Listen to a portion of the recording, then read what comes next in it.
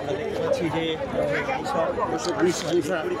আমি অসুস্থ ভাই, প্লিজ আমি অসুস্থ ভাই, আপনারা ডিস্টার্ব করেন না। আচ্ছা ঠিক আছে আমরা কি উনি অসুস্থ মানুষ, আপনারা প্লিজ ডিস্টার্ব করেন না। আনিসাকে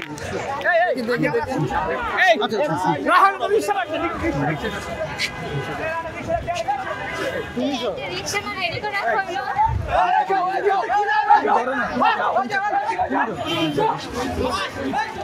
আনিসাকে নিয়ে যাচ্ছে। আমরা দেখতে পাচ্ছি যে বাংলা প্রথম পত্রে যে পরীক্ষা দিতে পারেন নাই এমনি প্রিপেয়ার না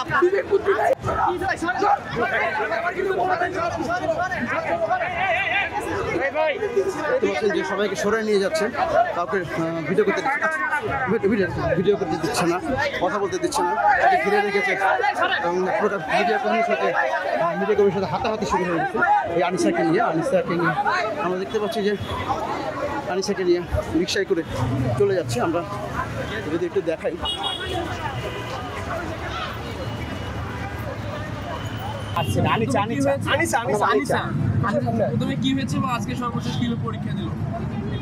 আমরা সরকারি বাংলা কলেজ ছাত্রদল সকাল 8টা থেকে এখানে অবস্থান করতেছি।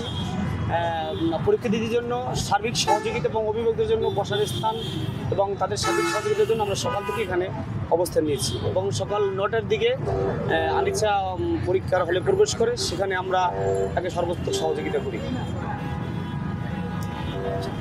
আচ্ছা, আপনারা জানেন যে এইচএস পরীক্ষার প্রথম দিনে ঢাকা শিক্ষা বোর্ড ল্যাবরেটরি স্কুল অ্যান্ড কলেজের শিক্ষার্থী আনিসা, তার মা অসুস্থ ছিল, মেজর স্ট্রোক করার কারণে হাসপাতালে ভর্তি করানোর পরে সে পরীক্ষা কেন্দ্রে আসে 1 ঘন্টা 45 মিনিট পরে আসে, যেটা বাংলাদেশ প্রতিদিন অন্যান্য পত্রিকায় নিউজ হওয়ার কারণে সেটা সারা দেশব্যাপী ভাইরাল হয় এবং সে পরীক্ষা দিতে পারে না। কলেজ প্রশাসন তারা আইনি দিক দেখছে, তারা মানবতার দিক দেখে নাই, হয়তো তাদের বাধ্যবাধকতা আছে।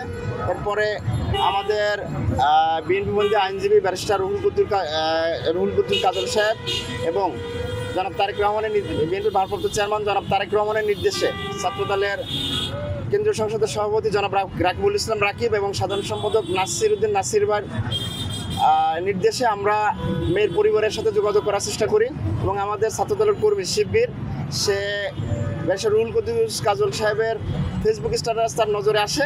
সেখান থেকে সে ঢাকা শিক্ষা বোর্ড ল্যাবরেটরি স্কুল অ্যান্ড কলেজের অধ্যক্ষ মহোদয় জনাব আসাদুজ্জামান সাহেবের সাথে যোগাযোগ করে এবং এরপরে আমরা মেয়ের পরিবারের সাথে যোগাযোগ করতে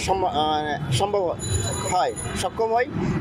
এরপর আমরা পরের দিন সকালবেলা আমাদের নজরে আসে যে প্রধান উপদেষ্টা দপ্তর থেকে এটা সামাজিক যোগাযোগ মাধ্যমে এটা বিবৃতি দেয় এবং আমরা আশাবাদী অবশ্যই আনিসা তার যে পরীক্ষাটা দিতে পারে না সে পরীক্ষার জন্য রাষ্ট্র তার সে পরীক্ষা দেওয়ার ব্যবস্থা করে এবং তার শিক্ষা জীবন যেন ব্যাহত না হয়, আমাদের দাবি থাকবে এটা। আর আজকে আমরা সকাল 8টা থেকে এখানে আমাদের যে স্বাভাবিক দৈনন্দিন কার্যক্রম পরীক্ষার্থী এবং অভিভাবকদের সহযোগিতা করার জন্য আমরা এখানে ডেস্ক সকাল 8টা থেকে কাজ শুরু করি এবং আনিসা সকাল 9টার পরপরই কেন্দ্রে আসে। তার ঢাকা শিক্ষা বোর্ড ল্যাবরেটরি স্কুল অ্যান্ড কলেজের মাননীয় অধ্যক্ষ উনির সাথে আসে এবং আমাদের কলেজের প্রশাসন কলেজের অধ্যক্ষ জনাব কামরুল হাসান স্যার সহ শিক্ষক মণ্ডলী তাকে সাথে নিয়ে কেন্দ্রে পৌঁছায় দেয় এবং সে ভালোভাবে পরীক্ষা দিয়ে বেরোনোর পর আমরা ছাত্রদলের নেতাকর্মীরা সহ আমি এবং আমার সদস্য সচিব সিনিয়র যুগ্মক সহ তার সাথে কথা বলার পরে বললো যে না, সে খুব সুন্দরভাবে পরীক্ষা দিচ্ছে, তার কোনো সমস্যা নাই।